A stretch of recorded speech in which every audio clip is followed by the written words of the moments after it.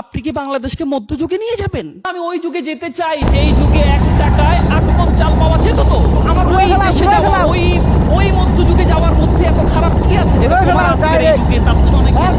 আমরা যদি আমাদের খুব আশপাশের কয়েকটা দেশের দিকে তাকাই, সিঙ্গাপুর 1965 সালে মালয়েশিয়া থেকে আলাদা হয়ে স্বাধীন রাষ্ট্র হয়েছে। আমাদের কয় বছর আগে? মাত্র 6 বছর। আমরা কত সালে? 71। অথচ আমাদের চেতনা বিক্রির বয়ান শেষ হয় না। ওই সিঙ্গাপুরের কোনো চেতনা নাই। ওই মালয়েশিয়া যারা 1957 সালে ব্রিটিশদের থেকে আলাদা হয়েছে তাদের কোনো চেতনা নাই। সমস্ত চেতনা বাংলাদেশে পাবেন আপনি। এন্ড দ্যাটস ওয়াই 54 বছর পরে এসে আমাদের ডলার কত? 2690। আর সিঙ্গাপুরের কত? $90,000। আর ইমাজিন, একটা ছেলেদের দেশ। 1346 সালে বাংলাদেশে এক ভদ্রলোক ভ্রমণ করতে আসছিল।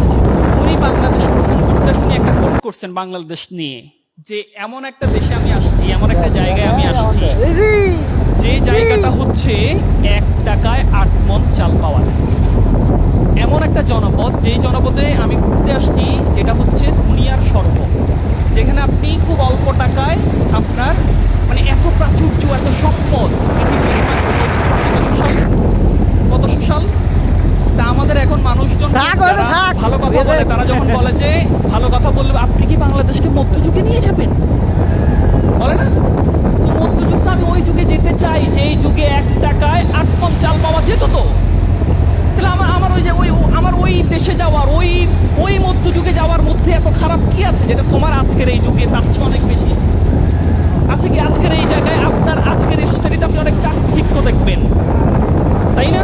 কিন্তু আপনি মাস শেষে 50,000 টাকা পাওয়ার পরে আপনাকে চিন্তা করতে হবে বউ বাচ্চাকে নিয়ে আপনি একটা ভালো জায়গায় খেতে যাইতে পারবেন কি পারবেন না, বিকজ আপনার মানি ব্যাগের সামর্থ্য নাই। রাইট? তাই কি না? অথচ আমরা ওই যে ব্যঙ্গ করি যে মধ্যযুগে যাওয়া যাবে না, বাংলাদেশকে মধ্যযুগে নিয়ে যাওয়া হচ্ছে, ব্যঙ্গ করি কিন্তু। সো সত্যিকার অর্থেই আমি যদি একটা সমৃদ্ধ দেশ যদি আমরা চাই, ধরেন আমি চাই যে আমাদের দেশটা একটা উন্নত দেশ হোক, কাদের মাধ্যমে? ইঞ্জিনিয়ারদের হাত ধরে, আমার আপনার হাত ধরে। তো একটা উন্নত দেশ, এটা তো একটা ফেক একটা ওয়ার্ড। একটা উন্নত দেশ মানে কি? যার জিডিপি $15,000 থেকে $30,000 উপরে হবে, মানে মিনিমাম $15,000 উপরে হবে। আমাদের কত আজকে পরীক্ষা আসছে কি? আমাদের কত? $2690। কত? তা আমরা কি উন্নত দেশ হইতে পারছি? বাট আমাদের কিন্তু ভাবটা কিন্তু সেই, তাই না? অপ্রতিরোধ গতিতে এগিয়ে চলছে বাংলাদেশ, তাই কি না? কিন্তু আপনার ডলার কত? 2690। আপনার যে হিউম্যান ইন্ডেক্স আছে, HDI একটা ইন্ডেক্স আছে, ওই ইন্ডেক্স অনুযায়ী বাংলাদেশের অবস্থান একদম পৃথিবীর 193টা লিস্টেড দেশের একদম শেষের দিকে। পৃথিবীর 1 নম্বর ধনী দেশ লুক্সেমবার্গ, তাদের হচ্ছে $1,40,000 উপরে। আমরা যদি আমাদের খুব আশপাশের কয়েকটা দেশের দিকে তাকাই, সিঙ্গাপুর 1965 সালে মালয়েশিয়া থেকে আলাদা হয়ে স্বাধীন রাষ্ট্র হয়েছে। আমাদের কয় বছর আগে? মাত্র 6 বছর। আমরা কত সালে?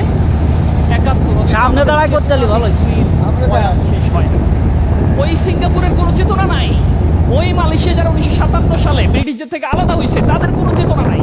সমস্ত চেতনা বাংলাদেশে পাবেন আপনি। এন্ড দ্যাটস ওয়াই 54 বছর পরে এসে আমাদের ডলার কত? 2690। আর সিঙ্গাপুরের কত? $90,000। আর ইমাজিন, একটা ছেলেদের দেশ। কি ছিল? একজন ব্যক্তি ছিল, আর কিচ্ছু ছিল না। Only one army, league one. কি নাম তার? League one. ওই ভদ্রলোক 3টা ওয়ার্ড দিয়ে তার পুরো পৃথিবী চেঞ্জ করে ফেলছে, তার দেশকে চেঞ্জ করে ফেলছে।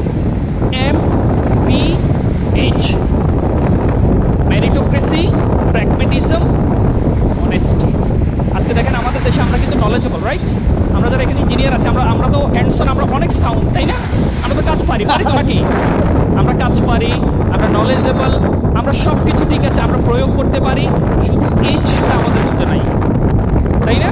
আজকে দেখবেন আমাদের একেবারে গ্রাউন্ডে, বিল্ডিং এর নিচে যে ভদ্রলোক থাকে এবং বিল্ডিং এর সর্বোচ্চ চেয়ারে যে ভদ্রলোক বসেন, প্রত্যেকেই এইচ বাইরে। আমরা মাঝখানে দেখছি আমাদের সাবেক প্রধানমন্ত্রীর পিয়ন 400 কোটি টাকার মালিক, তাই না? ডেজিগনেশন কি? পিয়ন। ডেজিগনেশনটা কি? পিয়ন। আমাদের অনেক মেধাবী ইঞ্জিনিয়ার হাজার কোটি টাকা বাংলাদেশ থেকে লোপাট করেছে, দেখছি না আমরা? ওই যে 1346 সালে আমি আপনাদের কেন গল্পটা শোনাইলাম, ওই সময় সভ্য দেশ ছিলাম, পৃথিবীতে যত দেশ ছিল ওই সময় আমরা 8 লার্জেস্ট কান্ট্রি ছিলাম, রিচেস্ট কান্ট্রি ছিলাম। তাইলে ওই মধ্যযুগে তো আমি ফিরে যেতে চাই, আমাকে নিয়ে যান। যেই যুগে গেলে আমাকে বলা হবে যে তোমরাই হচ্ছে পৃথিবীর স্বর্গ, যে যুগে গেলে আমাকে খাদ্যের অভাবে টেনশন করতে হবে না, যে যুগে গেলে আমি স্যালারি পাওয়ার পরে বাজারে গিয়ে আমাকে টেনশন করতে হবে না যে আমি কয় টাকার বাজার করবো, ওই যুগে আমাকে নিয়ে যান। কিন্তু পারবে না তো, কেন পারবে না? কারণ ওই যুগে মানুষজন সৎ ছিল। বাট আজকের মানুষজন ওই যে আপনার যে প্রাচুর্য ছিল, সম্পত্তি ছিল, সব বিদেশে বিক্রি করে দিয়ে এখন কি এখন কি তলাবিহীন আমরা চুরি। তো এই যে তলাবিহীন চুরিটা হইলাম, আমাদেরকে বানানো হইল, কারা বানাইছে? আমাদের রিক্সা চালক, আমাদের ড্রাইভার, আমাদের একদম দিনমজুর শ্রমিক, আমাদের লেবার প্রজন্ম, কারা? রাইট?